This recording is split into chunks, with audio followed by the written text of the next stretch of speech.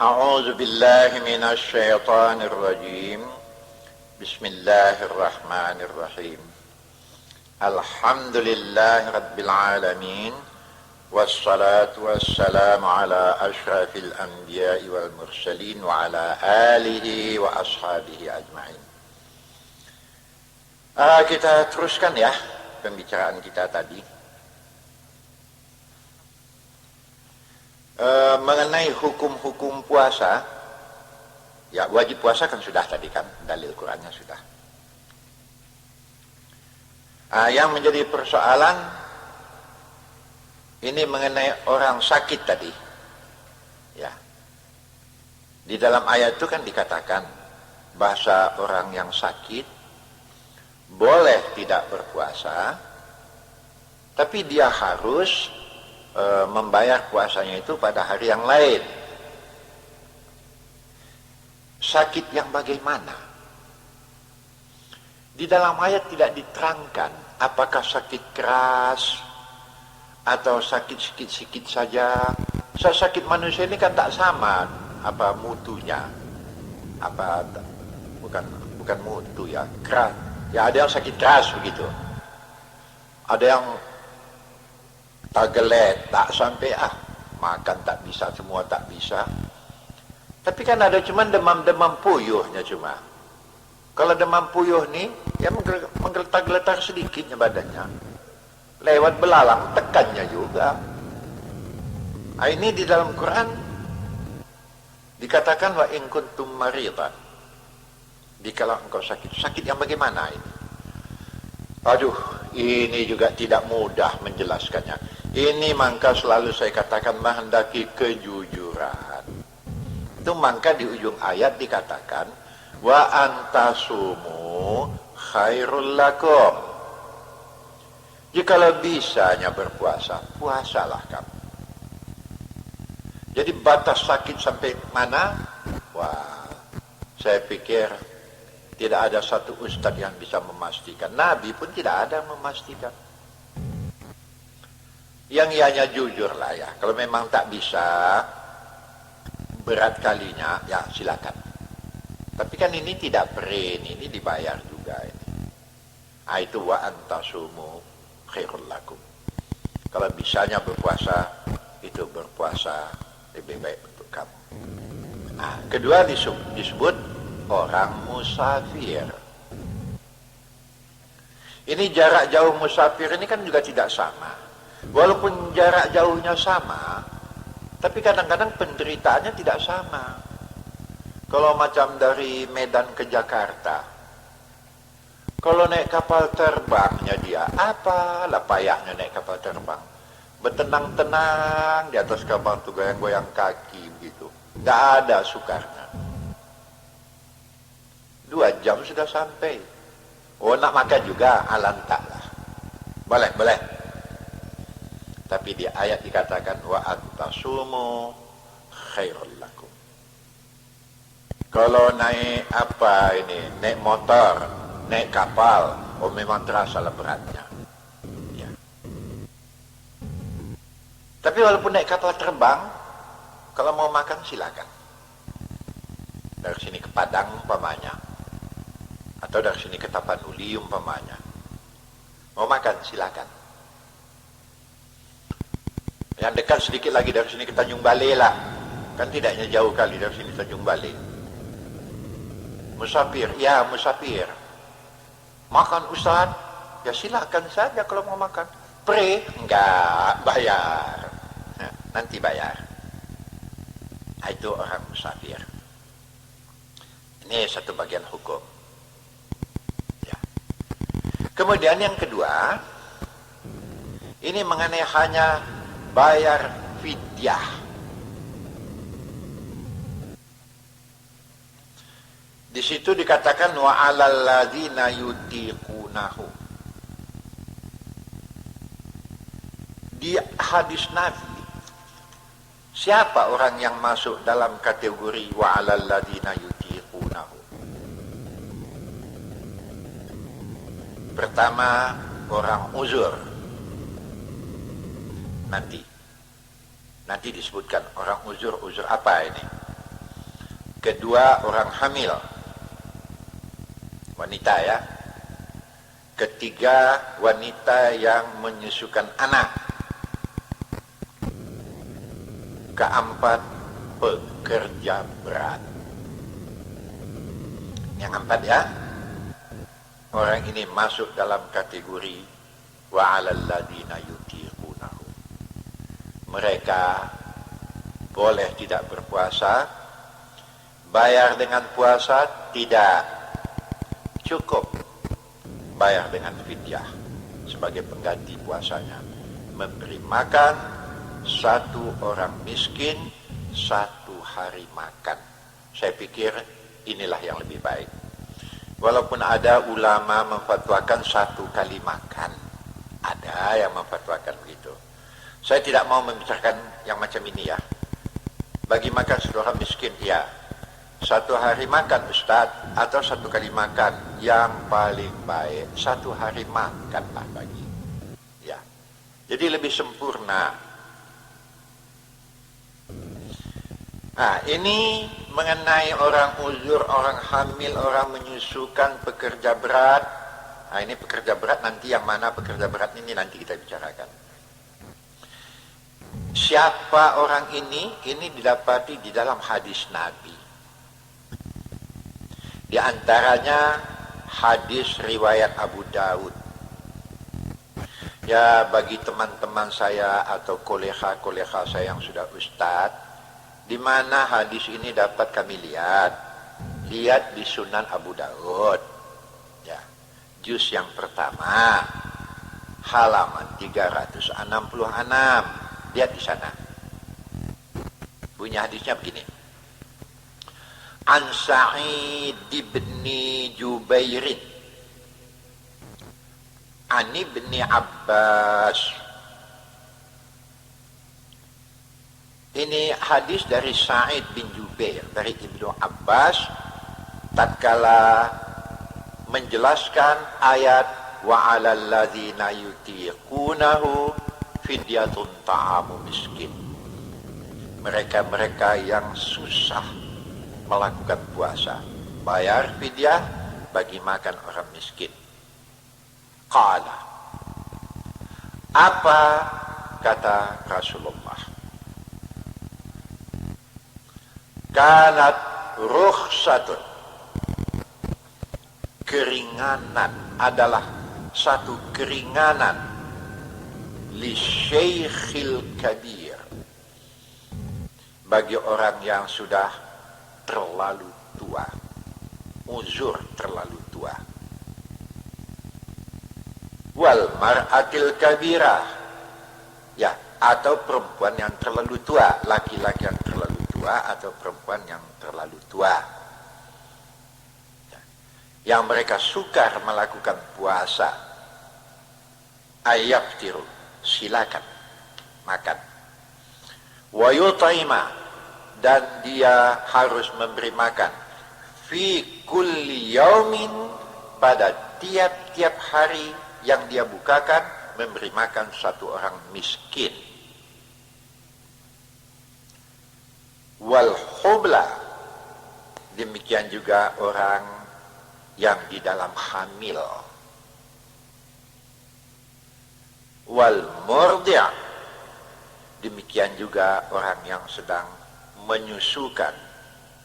Idza khafata, kalau mereka khawatir bisa membawa efek yang tidak baik terhadap kehamilannya atau terhadap anaknya.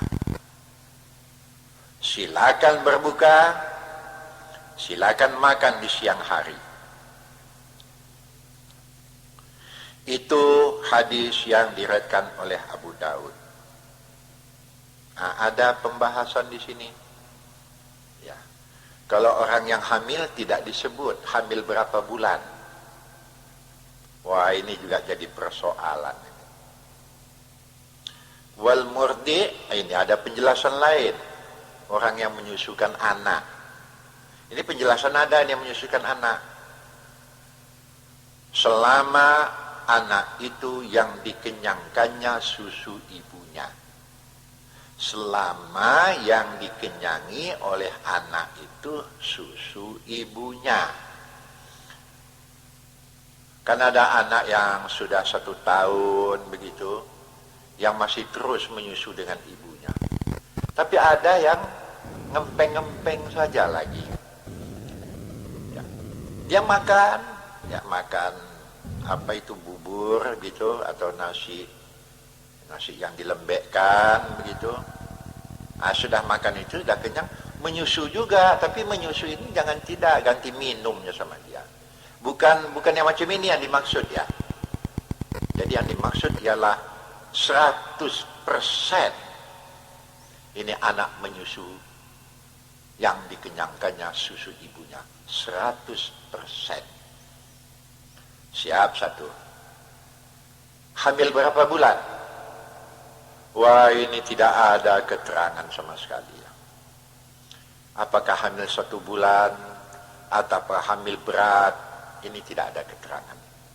Itu maka pada orang ini berlakulah ayat wa antasumu khairul lakum. Kalau bisanya berpuasa, berpuasa lebih baik. Yang jadi persoalan sekarang, saya pikir ustadz manapun, ulama manapun kemampuannya menjawab tidak ada ini. Ini orang tua ini umur berapa tahun ini baru dikatakan tua? Alah, mati kita. Saya kelabaan ini. Ada umur yang sudah 70 tahun masih ganteng. Apalagi duit banyak.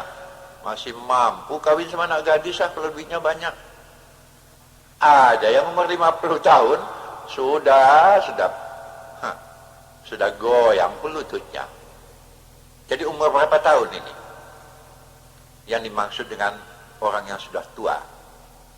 Saya juga tidak bisa memberikan jawab yang positif ya, jadi jujurlah ya, mungkin umur 60 tahun tapi sudah uzur, tidak bisa lagi. Dan ada juga karena fisiknya tidak kuat atau terlalu menderita selama ini, umur 50 tahun saja sudah goyang lututnya itu. Ya. Saya sekarang sudah umur 64 tahun ya, masih bisa puasa. Masih tahan puasa, tidak mengganggu sama sekali. Tapi ada sahabat saya yang di bawah saya. Baru berumur 54 tahun, sahabat saya mengadu, dia ke rumah mengadu. Dia tidak ustadz, tapi dia sahabat saya. Baru 54 tahun umurnya. Ini puasa semalam ini dia datang. Pakai tongkat dia datang. Saya cakap, ya, kau, Polan. Oh iyalah Mahyar, katanya. Dia panggil nama saja, orang sahabat. Kawan-kawan main bola dulu. Kenapa ini? Aduh, tak tahu laku. Kau ni Mahyar ya, ompong-ompong kau masih ganteng ya. Jangan merayulah, katanya. Kau ini bagaimana? Sudah peot ya? Meper-meper gitu. Oh dia dulu. Ini juga lah. Saya tak mau menyebut namanya ya. Ini tingkahnya waktu muda dulu. Tekas sekali peotnya. Asyik kawin ke kawin. Kawin ke kawin. Belum lagi main hostess ke sana kemari. Baru 54 tahun sudah peot. Ini akibat itu saya bilangkan itulah kau dulu. Bukan tak kuprima kau. Iyalah, entah di mana, entah temakan aku ni, entah apalah, tak tahulah aku, katanya. Jadi sekarang bini kau ada? Ada biniku, 1 tinggal yang tua. Tak pengapa pun tidak lagi, katanya. Meper jalannya begini. Aku sudah sadar nih Mahyar, tak bisa aku berpuasa nih. Bayar fidyah. Berapa bagi makan seorang miskin? Kalau aku tak sanggup bayar fidyah bagaimana? Aduh, matilah. Itu maka jangan bikin tingkah ya. Kalau tak sanggup, ayah, nanti datang kemari. Saya coba-coba meminta uang zakat sama kawan-kawanku bagi nanti. Tapi jujur ya, betul-betul tak ada ya. Oh, ini perlu juga saya katakan. Sahabat saya masih hidup sekarang. Untung-untung didengarnya pidato saya ini. Sadarlah kau nih, kau mau mati besok. Untung-untung didengarnya kalimat saya ini. Tapi walaupun ke kawan saya yang lain-lain pun banyak. Jadi baru umur 54 tahun. Memang uzur kali lah sudah peot-peot. Jadi ini menghendaki kejujuran. Ya, baik laki-laki, baik perempuan.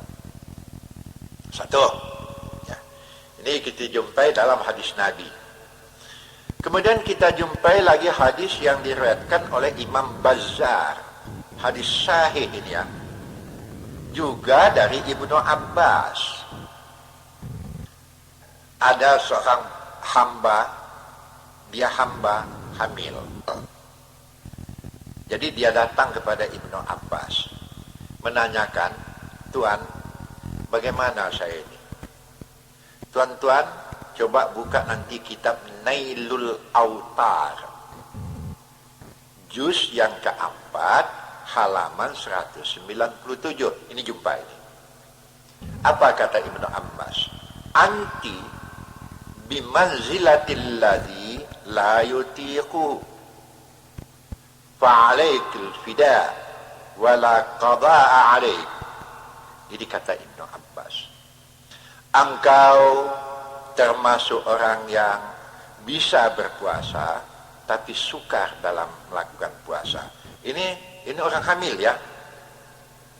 Sebab itu wajib kalau kau tidak berpuasa silakan, wajib engkau membayar fidyah sebagai penggantinya. Berikan kepada orang miskin dan engkau tidak perlu mengqada puasamu. Ini orang hamil. Kemudian yang serupa atau senada juga dengan itu, ini lihat kitab Mahalli. Ya. Kitab Mahalli juz yang ke-6 halaman 263. Riwayat daripada Nafi'. Ini kita mengaji hukum ya. Apa kata situ? Anna imra'atan min Quraisyin sa'alat ibn Umar wa hiya hubla faqala laha aftiri wa at'imi kulla yaumin miskinan wala taqdi. Ini dalam Mahalli ya, juz yang ke-6. Ada seorang perempuan Quraisy datang kepada Ibnu Umar. Ini perempuan Quraisy sedang dalam keadaan hamil. Dia bertanya kepada Ibnu Umar mengenai hamilnya ini, apa bolehkah dia tidak berpuasa? Apa kata Ibnu Umar kepada perempuan Quraisy ini? Berbukalah, makanlah engkau, tapi berilah makan tiap-tiap hari seorang miskin. Tiap-tiap hari seorang miskin. Ini diterjemahkan dengan kalimat tiap satu hari makan. Jadi bukan satu kali makan, satu hari makan. Karena ide dalam bulan puasa, yang dimaksud satu hari makan itu mana-mana? Saya jawab, ini pikiran. Untuk berbuka dan untuk sahur. Jadi dua kali makan ya.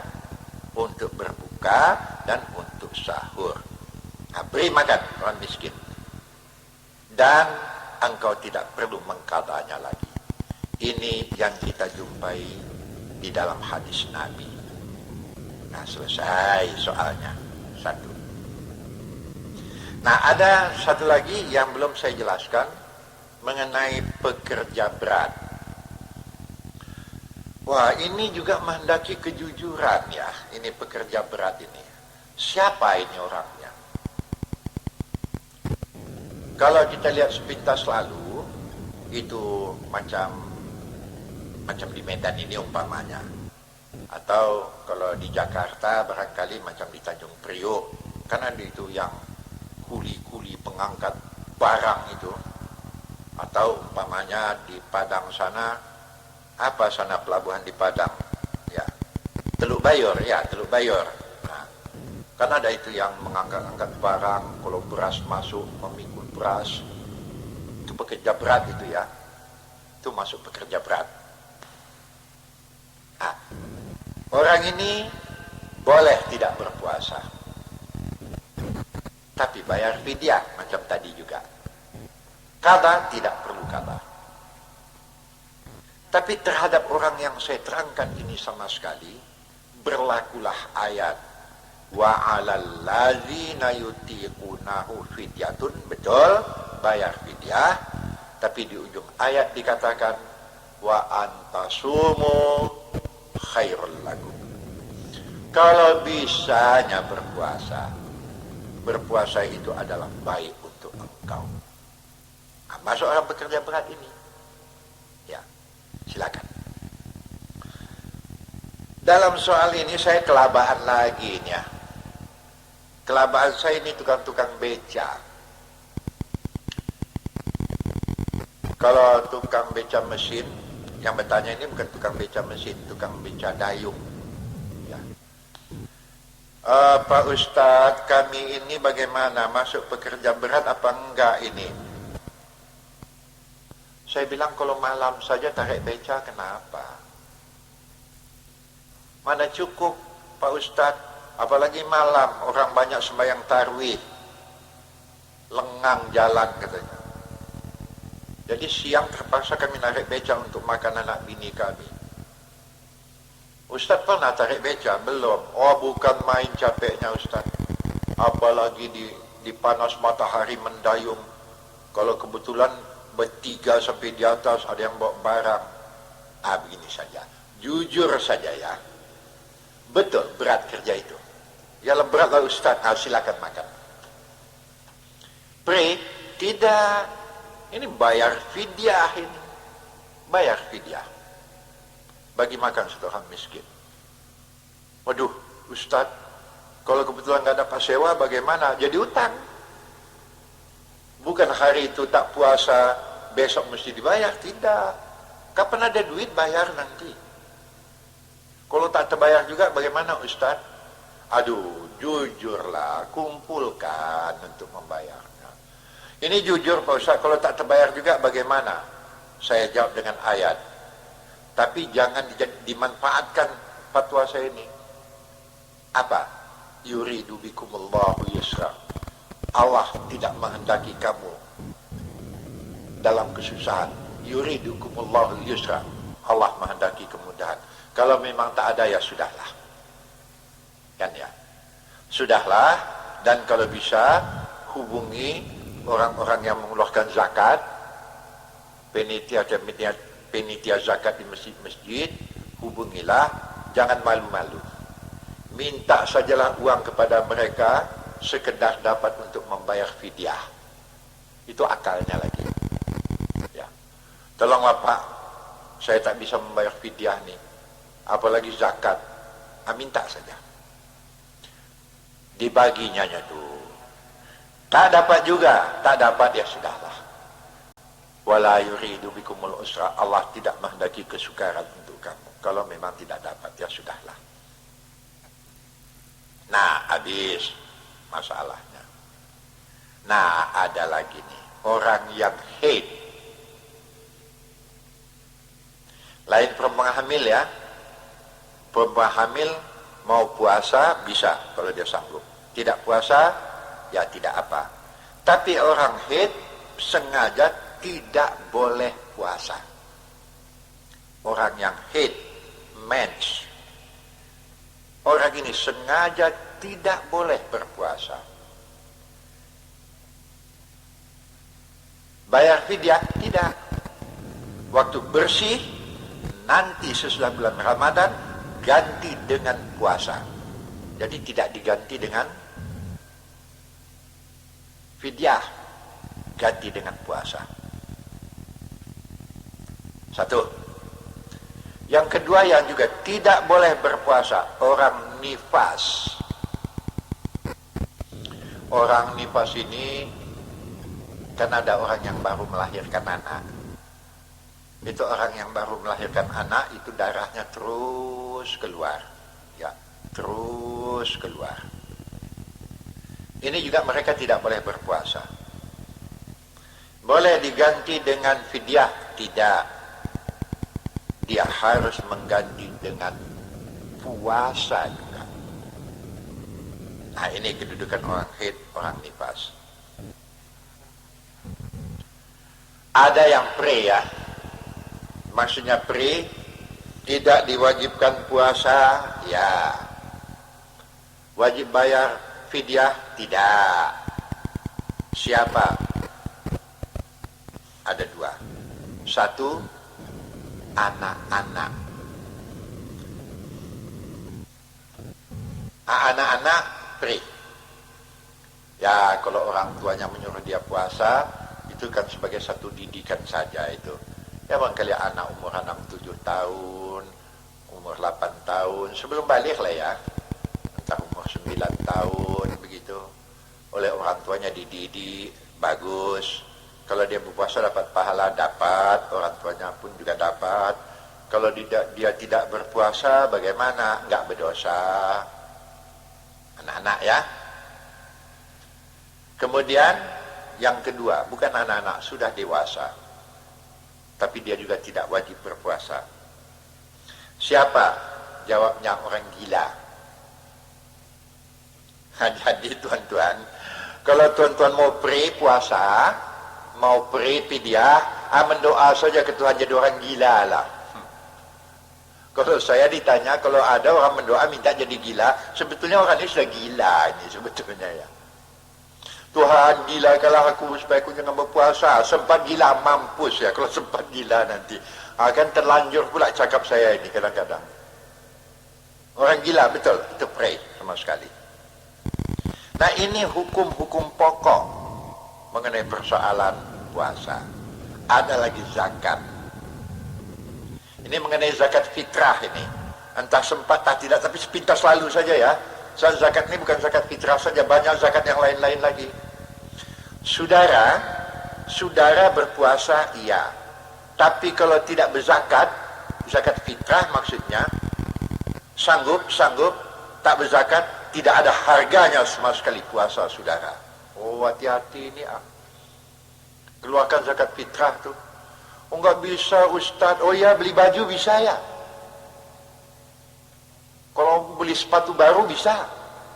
Untuk hari raya. Zakat enggak bisa. Bukan banyak zakat, sedikitnya. Kalau memang tidak sanggup, lain soal. Ya. Ingat, orang yang berpuasa Ramadan, tidak dia keluarkan zakat fitrahnya, mulai wajib mengeluarkan zakat fitrah pada malam Ramadan. Sudah wajib mengeluarkan. Tapi tidak mesti di situ. Kewajiban berlaku hanya pada 1 Syawal pada malamnya. Sampai terbit fajar di waktu pagi sebelum sembahyang hari raya. Keluarkan zakat fitrah. Kalau mau mendahulukannya boleh. Ya. Entah 27 Ramadan gitu. Hari selikur mau keluarkan zakat boleh. Kalau saya pikir lebih cepat dikeluarkan lebih baik ya. Supaya bisa dimanfaatkan oleh fakir miskin. Sebab orang itu pun tak mau beli baju barangkali. Ya, bagus. Ingat, orang yang mampu mengeluarkan zakat fitrah, tidak dikeluarkannya zakat fitrahnya, maka puasanya hari itu tidak ada nilainya di sisi Allah. Kalau dibayarnya zakatnya ini di luar waktu yang sudah ditentukan. Ya. 1 Syawal orang sudah sembahyang, sorenya pula baru dikeluarkannya. Sama sekali tidak diterima Allah sebagai zakat fitrah. Jadi hati-hati ini. Nah, itulah dia hukum-hukum pokok. Mudah-mudahan saja dapatlah diresapi oleh kita semua. Berpuasalah dan jagalah puasa itu dengan baik. Dan mengenai rahasia puasa, insya Allah pada waktu yang lain akan saya sampaikan. Assalamualaikum warahmatullahi wabarakatuh.